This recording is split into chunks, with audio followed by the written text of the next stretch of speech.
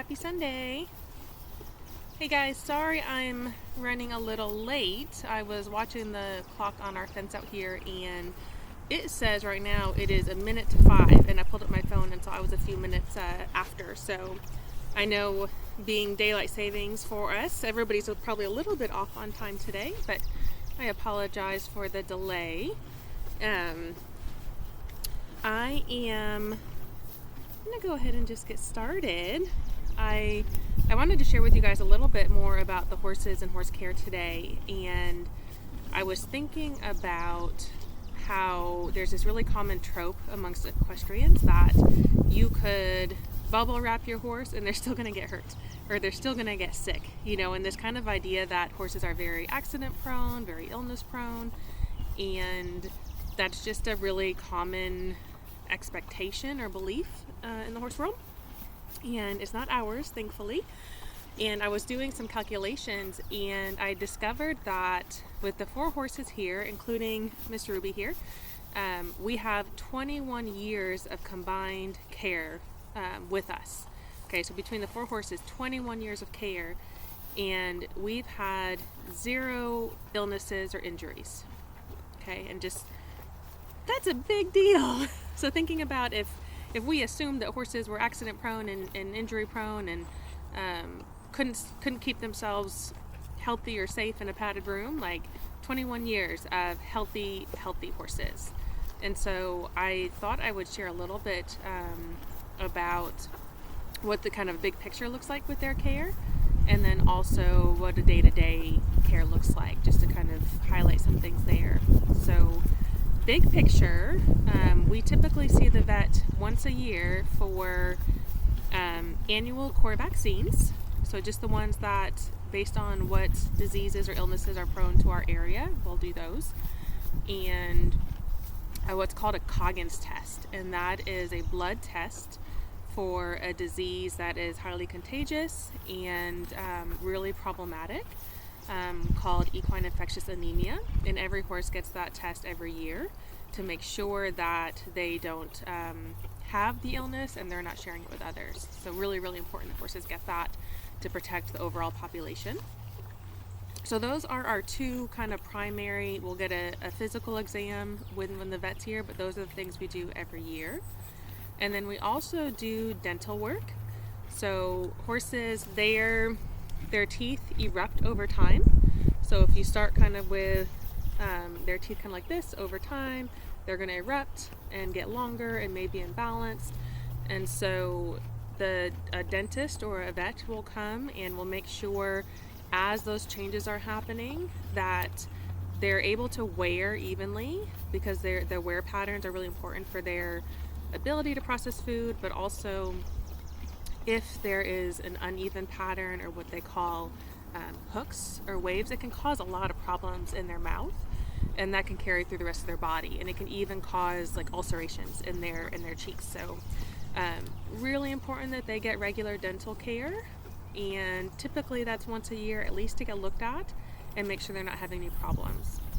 And if they are showing imbalances or those hooks, things like that, they're going to come in and they're going to use some equipment to help balance that out, so they can keep that really nice grinding surface to process their food and be able to keep their mouths really healthy, which then supports the rest of their body. Hi Danielle, good to see you. So those are some of the common things we do for kind of annual vet care. And then in addition to that, horses get their hooves trimmed on a regular basis. So we have a fantastic hoof care provider that comes out every 5 weeks and trims their feet. Our horses are barefoot, which means they don't have any shoes. Imagine Miss Ruby here out in the wild, they didn't have any metal shoes on, so we keep them barefoot and really balanced. So doing that every 5 weeks helps us make sure that their hoof stays balanced, which then supports the soft tissues in their legs and other health throughout their body. So the last part of our kind of big picture horse care is deworming, which is really important as well. And the recommendations on that changes at times, but currently we're following the recommendations to test regularly, and then we deworm based on what the testing is. And that typically means about 4 times a year the horses are given a dewormer. And Miss Ruby here, she does not love it. It's a paste that has to go in her mouth, and she really finds that quite offensive, actually. So I hide it in a bit of mash. So I mix up some food with water, and I mix it in, and she's a really healthy eater, as you might imagine. So I get her pasty warmer that way 4 times a year as she needs it. So that's kind of big picture what we do for preventative care. And then daily care, I'll share a little bit about what that looks like.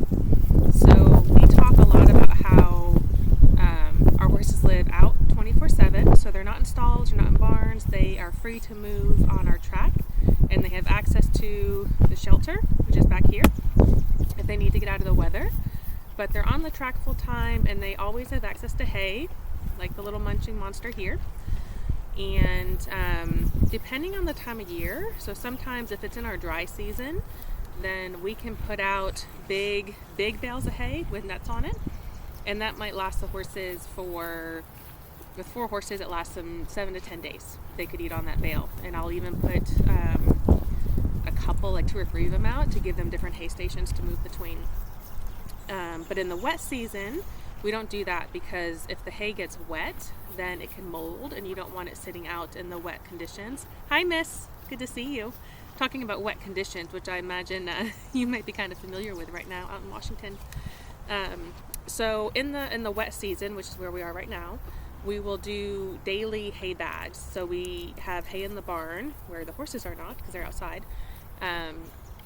We'll pack the hay bags, and then we'll put them out on the track and put them again in several stations, which encourages that movement.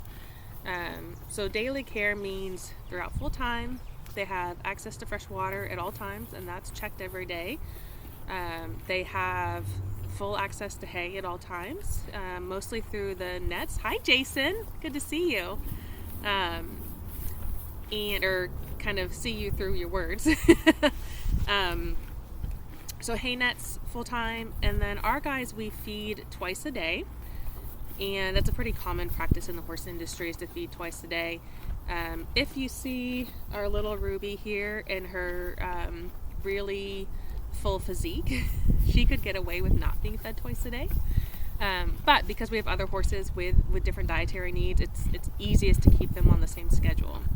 So for Ruby, who really survives great on the hay, all she gets is this little handful, like a cup of forage pellets, so hay pellets, that we mix in her vitamins and minerals. So we really want to make sure with that hay-based diet that they're getting all their nutrition.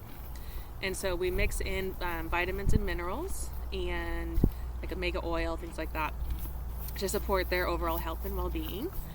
And for horses like Ruby, it's really like this tiny little bit just to get them what they need. We do have other horses in our herd that need a little bit more support, so a little more fat, a little more calories, and so that gives us time to separate them for feeding and build them up that way. So it's really important that we're able to individualize their dietary needs. Hey, Butchie, good to see you. So individual needs. Ruby here does great on hay. We have to actually be careful what kind of hay she gets, because she does a little too well on it, but doesn't need a whole lot extra beyond that with her vitamins and minerals, and other horses do. So we separate the horses and give them that individual feeding twice a day. And then the really lovely part of the job is the poo picking.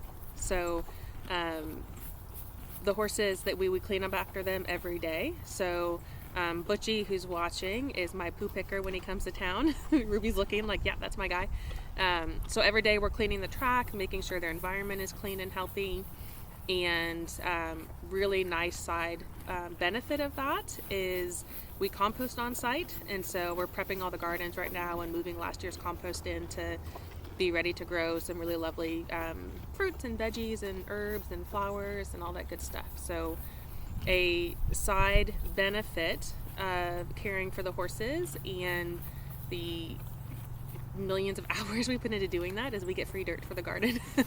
And the plants love it. So that's kind of our daily care routine. We make sure that they get their hooves cleaned regularly, and especially in this wet season, they can get hoof infections or weakness in their hoof because they're standing in mud or wet conditions a lot. So we clean their feet, make sure there's no rocks, no sensitivity, nothing that needs treatment.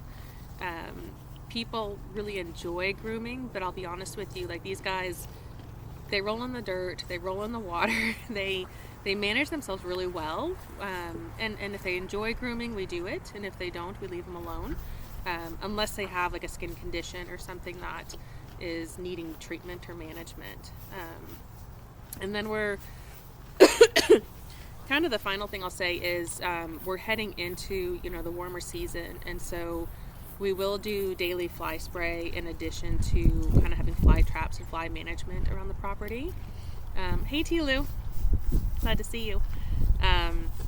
So we'll do our fly traps and fly spray, and we'll make sure to manage. That can be really just a comfort issue. So making sure the horses aren't being consumed by flies, especially because they're really prolific here in Texas with our weather.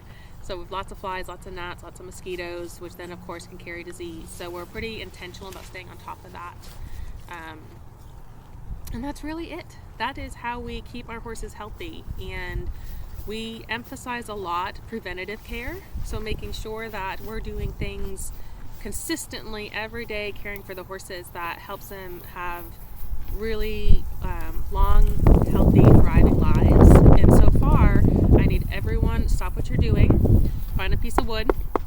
It's working, right? So 21 years combined of healthy horses, no accidents, no illness, no injuries.